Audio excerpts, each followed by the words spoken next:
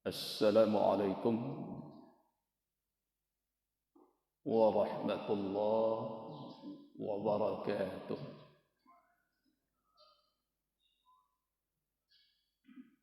Bismillahirrahmanirrahim. Alhamdulillahilladzi khalaqal insana fi ahsani taqwim. Asyhadu an la ilaha illallah wahdahu la syarika lah.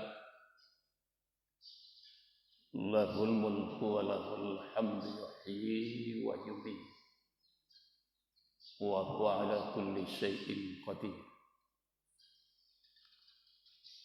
Wa asyhadu anna Muhammadan 'abduhu wa rasuluh sallallahu alaihi wasallam.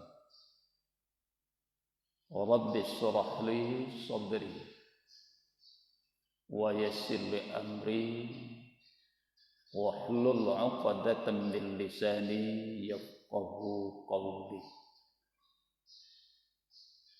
Faqala Allah Ta'ala fi kitabihil karim. A'udzu billahi minasy syaithanir rajim. Bismillahirrahmanirrahim.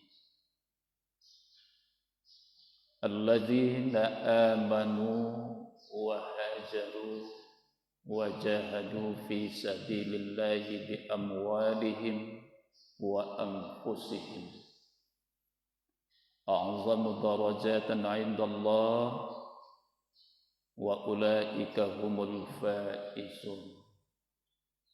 Shadaqallahul azim. Bapak Ibu hadirin jamaah salat subuh rahimakumullah. Kembali kita mengaturkan rasa puji dan syukur kita kehadirat Allah Subhanahu wa taala. Alhamdulillah sampai subuh hari ini kita masih diberikan limpahan karunia yang tidak terhingga jumlahnya yang masih diberikan oleh Allah Subhanahu wa taala kepada kita. Hal yang demikian itu masih kita pakai dan masih kita nikmati. Maka dalam hal ini kita dituntut selaku hambanya terhadap apa yang sudah dikaruniakan oleh Allah itu, di mana kita selaku hambanya harus pandai berterima kasih atau bersyukur kepada yang memberi karunia itu. Ketika itu yang kita lakukan, janji Allah itu pasti. La in syakartum la azidannakum wa la in kafartum inna adzabi lasyadid. Jika kamu bersyukur terhadap anugerah yang sudah diberikan oleh Allah kepadamu, niscaya Allah akan senantiasa selalu menambah apa yang sudah ada itu. Tapi ketika kita mengkufuri daripada karunia Allah yang diberikan oleh Allah kepada kita, di situ Allah mengingatkan kita dengan azabnya yang sangat pedih. Makanya yang dituntut di situ adalah yang harus kita lakukan, bersyukur terhadap anugerah yang sudah diberikan itu. Semoga Allah senantiasa menambah apa yang sudah diberikan itu. Kemudian salawat dan salam mari kita bacakan dan sekaligus kita doakan kepada Allah. Semoga disampaikan oleh beliau buat roh junjungan kita Nabi besar Muhammad sallallahu alaihi wasallam. Rasulullah itu bagi kita adalah sebagai tuntunan dalam rangka kita menjalankan hidup dan kehidupan kita di bumi Allah ini. Selama kita merujuk ke situ, Nabi yang kita jadikan tuntunan kita, Nabi yang kita jadikan sebagai uswah di dalam kehidupan ini, insya Allah kita akan memperoleh apa yang kita harapkan dari setiap akhir kita berdoa kepada Allah. Selalu kita menutup dengan doa itu yang berbunyi, Rabbana atina fid dunya hasanah wa fil akhirati hasanatan wa qina adzabannar. Di hampir setiap kita mengakhiri doa, selalu kita menutup dengan doa ini. Apa yang menjadi harapan kita? Semoga Allah senantiasa selalu memberikan kebahagiaan dan kebaikan hidup di dunia ini. Tidak hanya sampai di situ, kita berharap agar supaya Allah senantiasa selalu juga nanti memberikan kebahagiaan hidup di akhirat kelak. Di ujungnya kita bermohon, wa qina adzabannar. Jangan sampai kita dimasukkan oleh Allah ke dalam nerakanya. Inilah permohonan dan doa seorang yang beriman kepada Allah. Tidak hanya sekedar dunia, tapi kita berharap juga kesejahteraan hidup nanti di akhirat kelak, dan kemudian dimasukkan oleh Allah ke dalam surganya. Bapak Ibu yang dimuliakan oleh Allah Subhanahu wa taala, untuk kajian kita subuh ini kita landasi dengan firman Allah surat Al-A'raf ayat yang ke-20 yang telah kita bacakan tadi. Kenapa ayat ini yang kita pilih? Karena kita masih dalam suasana di bulan Muharram. Jadi tepatnya Senin ini adalah hari yang kelima kita di bulan Muharram. Jadi 1 Muharram jatuhnya adalah Jumat kemarin, tanggal 21 Agustus 2020. Jadi kalau kita hitung mulai dari hari Jumat sampai hari ini tanggal 25 Agustus, ya 25 ini. 26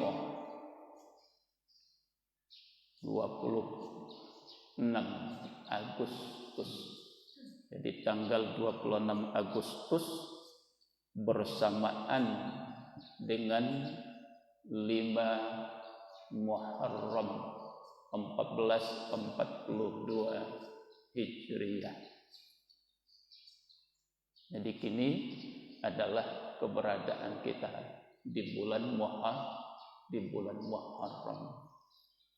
Nah, setiap kita masuk di bulan Muharram ini, kita teringat suatu peristiwa bersejarah yang sampai hari ini kita selalu memperingati, selalu membicarakan hari tersebut.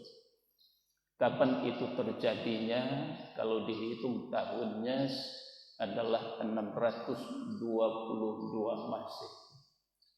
Itu adalah tahun Masehinya. Nah, kalau dihitung hijrahnya semenjak ditetapkan tahun hijrah itu, hari ini sudah mencapai tahunnya 1442 Hijriah. Ini sudah cukup panjang dan cukup jauh. Tapi ketika kita bicara tentang masalah hijrah ini, peristiwa yang dialami oleh Rasulullah sallallahu alaihi wasallam bersama kaum muslimin, bersama beliau di masa itu, kalau kita bicara tentang itu sampai hari ini masih hangat di setiap kepala kita. Karena peristiwa ini adalah suatu peristiwa yang senantiasa itu dijelaskan oleh Allah di dalam firman-Nya. Jadi peristiwa itu adalah bicara tentang apa yang sudah dijelaskan oleh Allah di dalam Al-Quranul Karim itu. Jadi sekalipun masanya sudah lama dan kita berulang menjelaskan dan menceritakan itu, tapi kita tidak pernah merasa bosan ketika mendengarkan itu. Jadi peristiwa ini adalah merupakan suatu kejadian yang amat sangat luar biasa besarnya. Ini adalah merupakan gerakan pertama dalam rangka menuju yang lebih baik daripada dakwahnya Rasulullah Sallallahu Alaihi Wasallam. Tentu peristiwa itu tidak terjadi begitu saja. Dari setiap kejadian itu ada yang melatar belakangi, ada yang melatar belakangi, ada yang menyebabkan. Nah, kata-kata hijrah ini tidak hari ini saja kita mendengar, tapi sudah cukup lama. Tapi hangatnya sekarang ini selalu kita mendengarkan kata-kata hijrah. Anak muda yang hijrah, artis yang hijrah.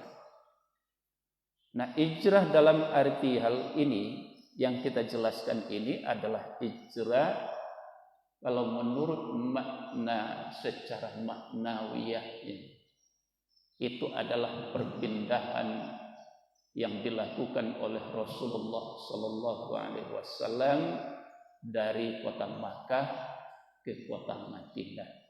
Tahunnya sudah kita sebutkan tadi adalah 622 Masehi, itu masanya. Nah, apa yang melatar belakangi dari peristiwa hijrah ini banyak. Semenjak mulai diangkatnya beliau menjadi Rasul oleh Allah Subhanahu wa Ta'ala, di situ Nabi sudah banyak mengalami tekanan, ancaman, diskriminasi dan sebagainya. Apalagi sampai di puncaknya ketika paman beliau sudah meninggal dunia, Abu Thalib meninggal, dan kemudian juga istri beliau Siti Khadijah. Nah, meninggalnya dua orang ini yang menjadi tameng beliau di dalam rangka belum mendakwahkan ajaran Islam itu, mulai di situ Nabi sudah banyak mengalami tekanan dan ancaman. Makanya hijrah itu sudah dilakukan jauh sebelum Nabi Muhammad hijrah dari Makkah ke Madinah. Jadi hijrah pertama itu Nabi memerintahkan kepada kaum muslimin untuk pindah ke Habasyah, Ethiopia, Habsyi. Itu sekitar tahun 615 Masehi. Itu hijrah pertama. Nabi tidak ikut. Kenapa disuruh pindah? Ancaman-ancaman yang dilakukan oleh kafir Quraisy terhadap kaum muslimin atau orang-orang yang sudah beriman kepada Rasulullah. Nabi tidak sampai hati menjaga itu. Maka disuruhlah oleh Nabi, coba bayangkan dari Makkah itu pindah ke Afrika, Habsyi, Ethiopia sekarang ini. Kemudian dan sebelumnya juga Nabi sesudah wafat paman beliau, sebelum peristiwa Isra dan Mi'raj, Nabi sudah memulai mencoba untuk melakukan itu, yaitu ke Yasrib. Jadi pindah, jadi ke kota. Jadi ketika belum mendapat ancaman itu pindah, bukan Yasrib tapi Taif, ke Taif ini dengan anak angkatnya yang bernama, ya, beliau berdua berangkat dengan anak angkat beliau. Tapi apa yang terjadi? Nabi mengalami penyiksaan demi penyiksaan, dilempari dengan batu sehingga kaki beliau penuh dengan darah dan luka. Akhirnya beliau kembali ke Makkah.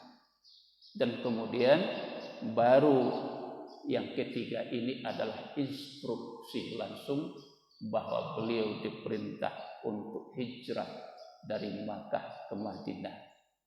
Nah, sebelum itu terjadi, kaum kafir Quraisy itu mengadakan suatu rapat konsensus bersama, dan seluruh suku yang ada di Makkah itu diundang, yang dipimpin langsung oleh Abu Jahal, Abu Lahab, Abu Sufyan di masa itu. Diadakanlah suatu rapat bersama di satu tempat yang disebut namanya adalah Darun Nadwa. Darun Nadwa. Apa isi dari keputusan rapat itu? Setelah begitu lama berjalan, lalu diputuskan isinya. Ada 3 isinya yang sudah diputuskan dalam rapat itu. Dan inilah yang diinformasikan oleh Allah kepada Rasulullah sallallahu alaihi wasallam yang tercantum di dalam surat Al-Anfal ayat yang ke-30. Apa kata Allah? Wa idh yamkuru bikal ladzina kafaru liyasbituka aw yaqtuluka aw yukhrijuka wa yamkuruna wa yamkurullah wallahu khairul makirin. Jadi ketika orang-orang kafir itu membuat satu rencana tipu daya, jadi merancang sesuatu bagaimana caranya untuk menghadang lajunya dakwah daripada Nabi Muhammad SAW dan bersama orang yang sudah beriman dengan beliau, lalu orang kafir membuat satu strategi, suatu rencana tipu daya. Apa isinya dalam rencana yang sudah diputuskan itu? Liyasbituka, tangkap Nabi Muhammad SAW. Jadi memerintahkan untuk menangkap beliau. Sesudah ditangkap langsung dipenjarakan. Ini isinya satu, liyasbituka. Jadi tangkap kemudian penjarakan. Yang kedua isinya itu adalah awyaqtuluka. Kapan perlu bunuh dia. Tidak hanya sampai di situ. Kalau sekiranya tidak akan dibunuh, awyukhrijuka, usir dia dari tempat kelahirannya Makkah ini. Ini isinya dari keputusan itu, lalu diinformasikan oleh Allah kepada beliau. Wa yamkuruna wa yamkurullah. Tipu daya yang mereka buat itu, lalu Allah membuat pula strategi. Wallahu khairul makirin. Allah itu lebih baik rencana dan tipu dayanya. Allah itu adalah sebaik-baik yang membuat rencana atau tipu daya. Mana hebat yang diperbuat oleh manusia dan kemudian yang dibikin oleh Allah, tentu jawabannya adalah lebih baik dan sangat baik apa yang dilakukan oleh Allah Subhanahu wa ta'ala. Nah, 3 inilah isi dari rapat besar yang dilakukan di Darun Nadwah itu. 1, menangkap Nabi, langsung dipenjarakan. Kalau tidak memungkinkan, langsung dibunuh. Kalau tidak, adalah diusir dari tanah kelahirannya. Berarti sudah ada ancaman terhadap beliau. Ancaman demi ancaman. Ada di situ teror yang sangat luar biasa. Akhirnya Allah tidak ingin sia-sia dan ingin selalu menjaga Rasulnya dan orang-orang yang beriman kepada Allah Subhanahu wa ta'ala. Maka Rasulullah memulailah menyusun strategi kapan untuk melakukan hijrah itu. Ini adalah sejarah pendek. Akhirnya sampailah beliau di kota Madinah itu, tanggalnya adalah 12 Rabiul Awal. Jadi mulai direncanakan 26 Safar masuk 1 Rabiul Awal, kemudian sampai di Madinah 12 Rabiul Awal. Jadi kalau dilihat dalam sejarah, tanggal 12 Rabiul Awal itu adalah sangat identik dengan beliau lahirnya dalam sejarah yang kita baca 12 Rabiul Awal 571 Masehi. Hijrah sampai di Madinah 12 Rabiul Awal juga adalah tahunnya yang berbeda. Tahunnya yang berbeda. Kemudian meninggal beliau adalah juga 12 Rabiul Awal. Kalau dilihat tahunnya sekitar 632. Jadi hijrah itu 622. Jadi tanggal 12 itu Nabi lahirnya 12 Rabiul Awal sampai beliau di Madinah 12 Rabiul Awal, kemudian meninggalnya juga 12 Rabiul Awal. Cuma tahun berbeda, sampai hijrah 622, meninggal sekitar 632 hijrah. Jadi kalau dihitung Nabi lamanya di Madinah itu hanya 10 tahun. 13 tahun di Makkah, 10 tahun di Madinah. Bapak Ibu yang dimuliakan oleh Allah Subhanahu wa ta'ala. Apa inti dari hijrah itu kalau kita ambil hikmahnya? Sebetulnya banyak hikmahnya itu. Tapi kalau kita lihat, ini adalah yang menjadi inti dari hikmah hijrah itu sendiri adalah perjuangan yang dilakukan oleh Rasulullah Sallallahu Alaihi Wasallam dalam rangka menegakkan ajaran agama Islam ini. Nah, di dalam perjuangan itu tentu banyak rintangan dan halangan. Dan itu akan berlaku sampai kepada masa kita ini.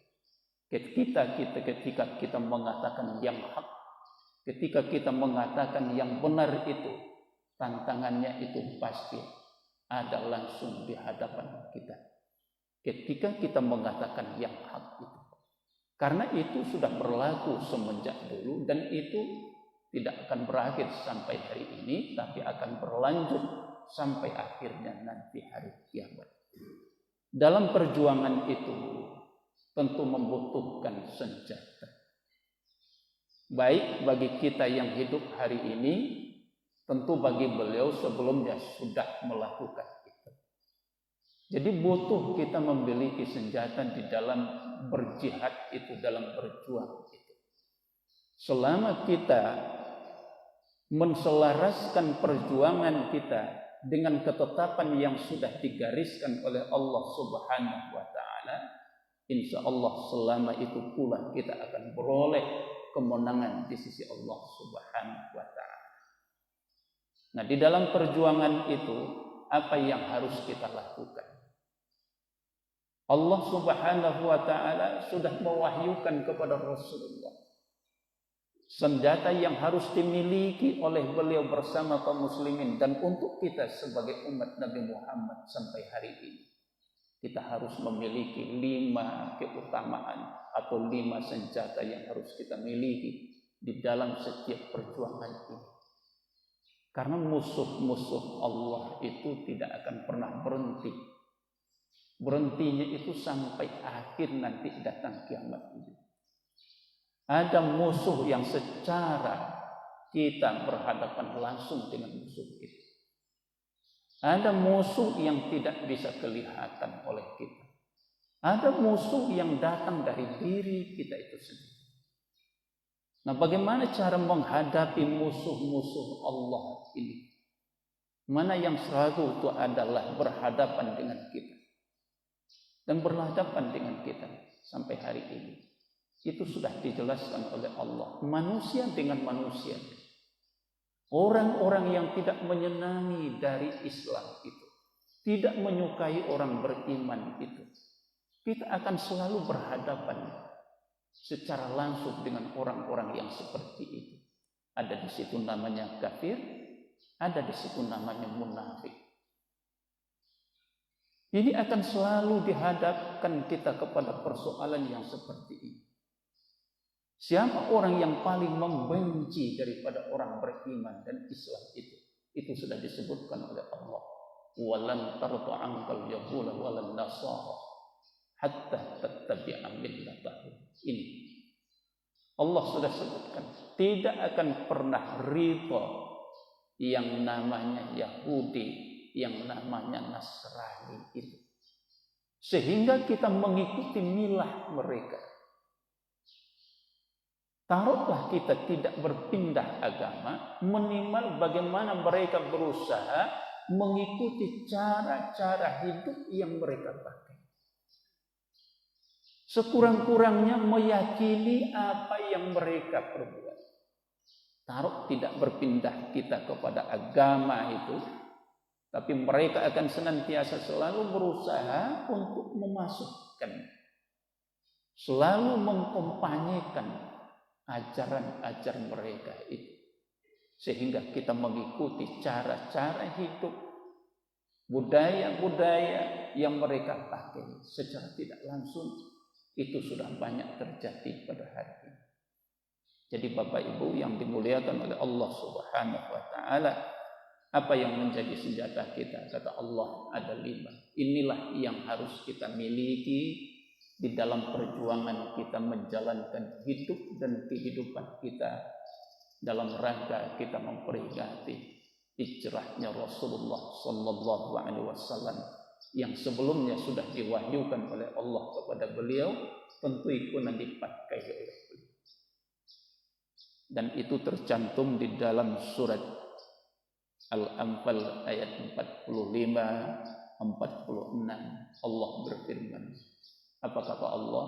Ya ayyuhalladzina amanu idza laqitum fi'atan fasbutu wa dzkurullaha katsiran la'allakum tuflihun. Itu kata Allah. Hai orang-orang yang beriman, apabila Anda berhadapan dengan musuh-musuhmu atau musuh-musuh Allah dan agama Allah. Nah, ketika kita berhadapan dengan musuh-musuh yang tadi itu, apa yang harus kita lakukan? Apa yang harus kita lakukan? Idza laqitum fi'atan fasbutu. Ketika kamu berhadapan dengan musuh-musuh yang seperti itu tadi, yang tidak menyukai kita selaku orang yang beriman, yang tidak menyukai tentang Islam itu, hendaklah Anda memperkuat dan memperteguh hati. Jadi saat kita berbuat dan senantiasa mengukuhkan hati kita. Dalam bahasa lain, inilah yang disebut dengan istiqomah. Dengan cara ini satu senjata kita dalam menghadapi musuh-musuh. Memohon kepada Allah Subhanahu wa taala agar supaya kita senantiasa istiqomah di dalam menjalankan aturan Allah dan aturan yang sudah digariskan oleh Rasulullah sallallahu alaihi wasallam. Kita ini harus bangga, gitu. Bangga apa, Ustaz? Bangga menyandang identitas keislaman gitu.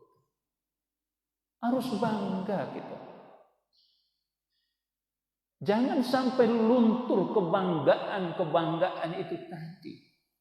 Karena hari ini sudah banyak orang yang tidak lagi bangga menyandang identitas keislamannya itu. Yang terpenting untuk mereka adanya tertera di secari kertas yang tipis kecil, 3 jari. Itulah ketik di atas nama, kemudian agama, dibikin di situ identitas, nama, kemudian agama Islam. Tidak sedikit hari ini hanya orang menompang identitas, tapi perbuatan dan sikapnya tidak lagi mencerminkan tentang Islam itu. Tidak sedikit hari ini orang yang menggadaikan akidahnya, menggadaikan agamanya demi kepentingan dirinya, demi jabatan, demi kedudukan. Dia rela untuk menjual agamanya demi untuk keduniaan dia itu. Tidak sedikit hari. Bapak Ibu, mencari orang yang punya idealis yang tinggi hari ini. Kalau ada orang yang berbuat seperti itu, idealis itu yang dia kedepankan, bukan banyak mendapatkan teman, tapi lawan yang banyak yang akan dia peroleh. Kalau kita ini selalu berbuat yang benar, menegakkan kebenaran, Pak, ini tidak benar ini. Ini perbuatannya adalah perbuatan yang salah. Ini perbuatan yang tidak diridhoi oleh Allah Subhanahu wa ta'ala. Ketika diingatkan dengan yang benar dan kebenaran itu, tidak jarang orang yang seperti itu dianggap lawan, dianggap musuh. Rasulullah Shallallahu Alaihi Wasallam jauh sebelumnya sudah mengalami itu, sehingga belum memberikan contoh, sehingga Allah menjelaskan bagaimana dakwahnya Rasulullah Shallallahu Alaihi Wasallam. Beliau sudah mengalami itu, tapi tidak pernah hilang keidealisan beliau itu. Bermacam cara kafir Quraisy itu untuk menggagalkan Nabi di dalam dakwahnya Nabi. Wak Bacolo dalam sejarah pernah datang pemuka-pemuka Quraisy itu kepada beliau, meminta kepada Abu Thalib, karena paman beliau sangat dekat dengan beliau, dan pamannya itu termasuk pemuka Quraisy yang disegani oleh orang-orang Quraisy. Apa yang diminta kepada beliau? Meminta supaya tolong disampaikan kepada anakmu Muhammad, supaya dia berhenti dari mendakwahkan Islam. Karena sudah banyak yang dia rusak. Tatanan kehidupan kita yang dulu adalah menjadi keyakinan kita, tapi hari ini porak-poranda dibikin oleh dia.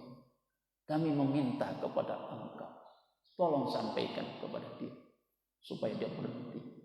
Kalau dia mau berhenti, apa yang dikehendaki oleh beliau?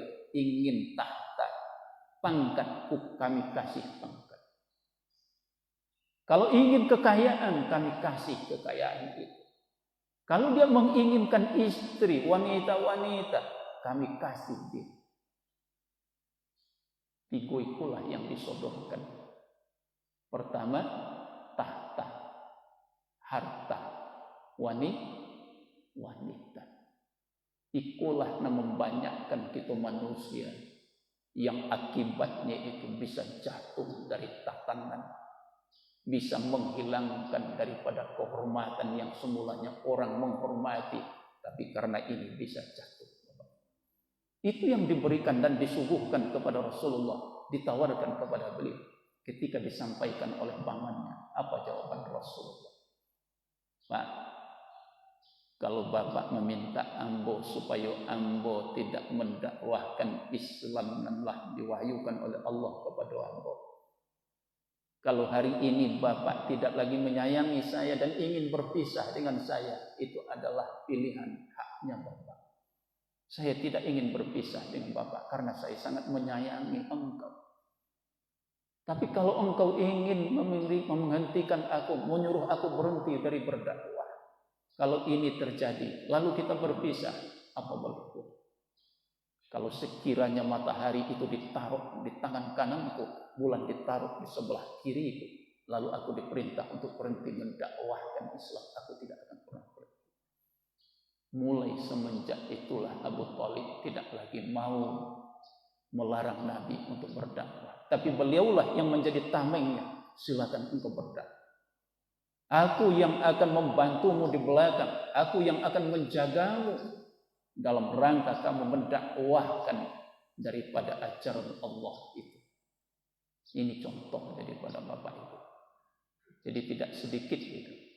Jadi orang yang menggadaikan agama itu menjualnya demi keduniaan itu. Iku namanya hilang keidealisan. Maka itu dicontohkan oleh seorang ulama besar kita, Buya Hamka, itu sangat luar biasa. Sangat luar biasa. Yang sama kita ketahui ketika beliau diperintah untuk mencabut fatwa yang sudah difatwakan mengikuti Natalan bersama itu adalah haram, lalu diperintah kepada beliau untuk mencabut itu. Kalau engkau nanti Buya bisa mencabutnya, maka kami akan Buya kedudukan. Akecek beliau. Kalau Buya ndak amuk, kami perhentikan Buya jadi ketua MUI. Lebih bagus aku diperhentikan sebagai ketua MUI daripada ambo disuruh untuk mencabut apa yang sudah difatwakan itu. Itu kehebatan. Ini namanya idealisme. Jadi kita perlu istiqomah dalam mentaati aturan Allah. Kita yakin tentang surga. Itu kata Allah Subhanahu. Yang suruh siapa yang berjuang untuk agama Allah itu pasti Allah akan membela. Ini istiqomah.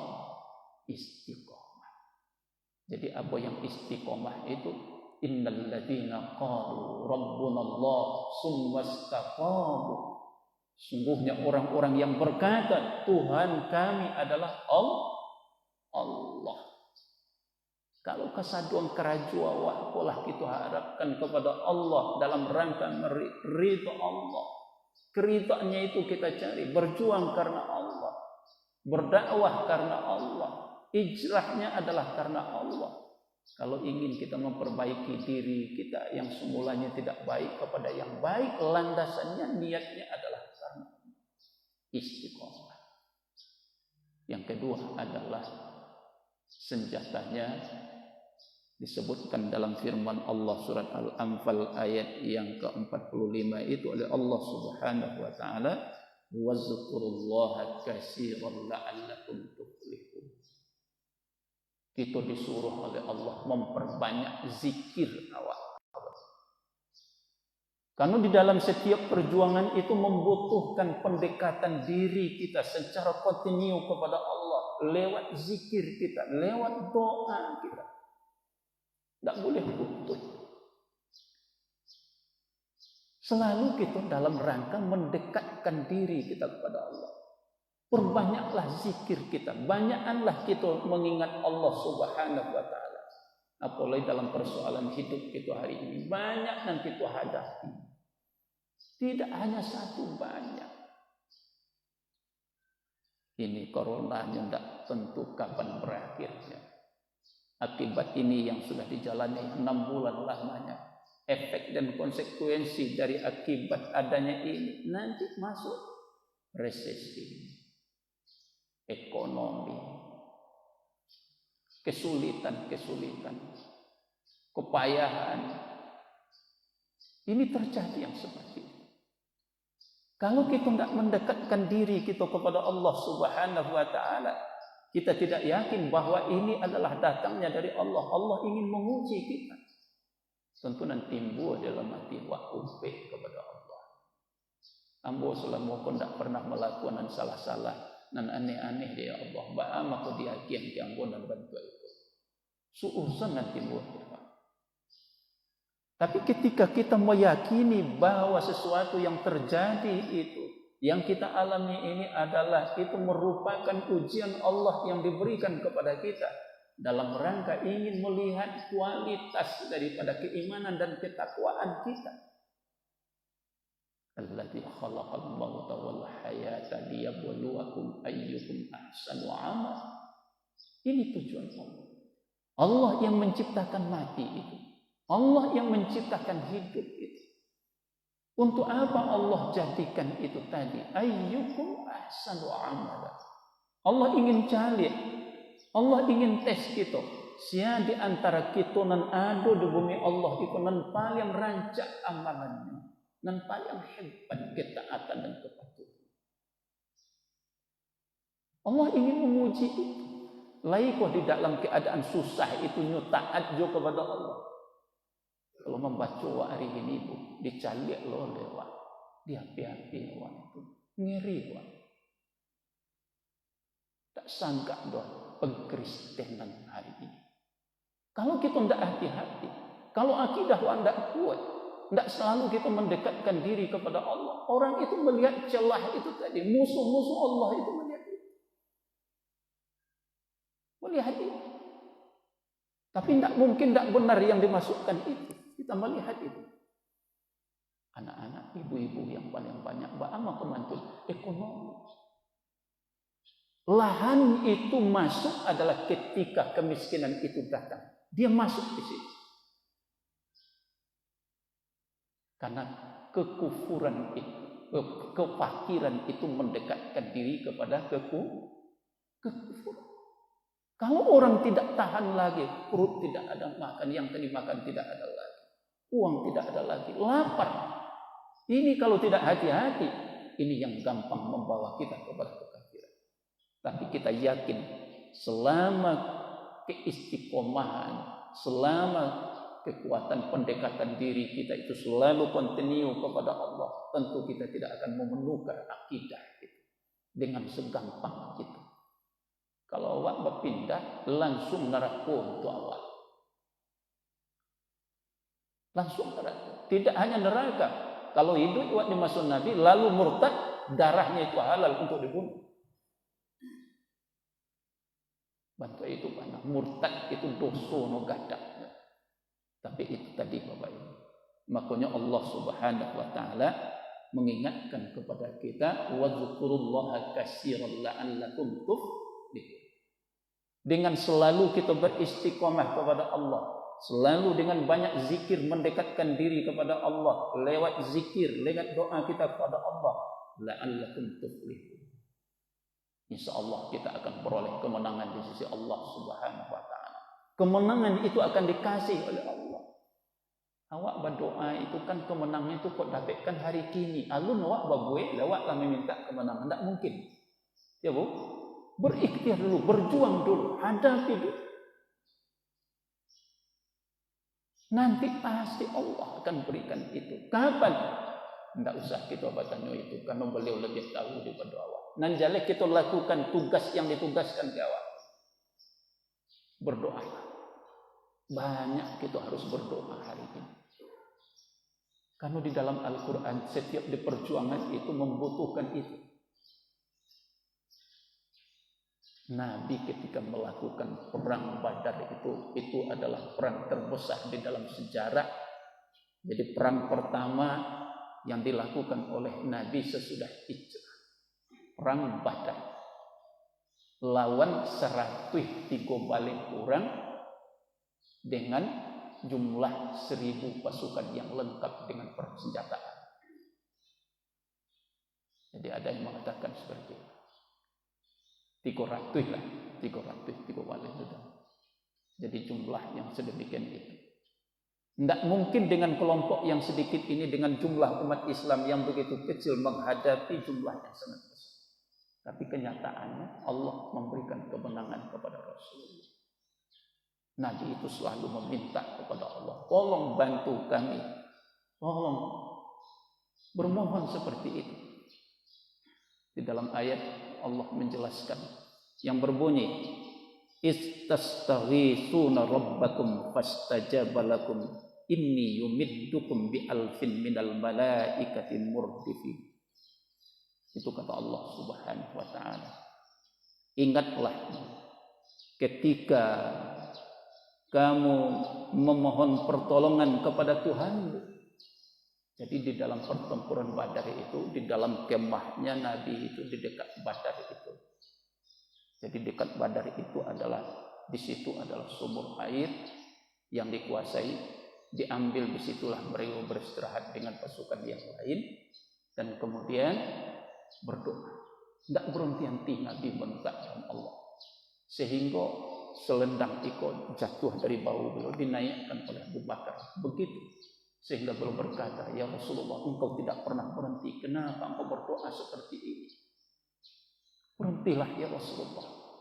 Tapi Nabi tidak pernah berhenti meminta kepada Allah. Makanya awak kau tidak boleh meminta supaya bertamu je musuh, tidak boleh. Kok dapat dijauhkan dari musuh itu. Nabi berdoa, memohon kepada Allah. Fastajaba lahum. Lalu Allah berkenankan doa mereka itu. Inni yumiddukum bi alfin minal malaikah, dengan cara bagaimana?